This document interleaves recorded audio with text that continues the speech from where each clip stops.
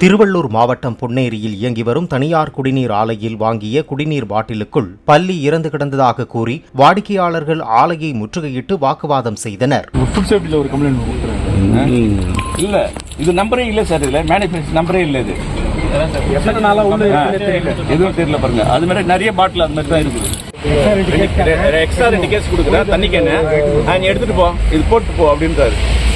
ஏங்க பொறுப்பில்லாத பதில் சொல்றீங்களா? அது தவறுதலா போயிடுச்சு, என்ன செய்ய முடியாதுக்கு அப்படின்னு கேட்கிறாரு சார். நீங்க பாருங்க, புரியுது.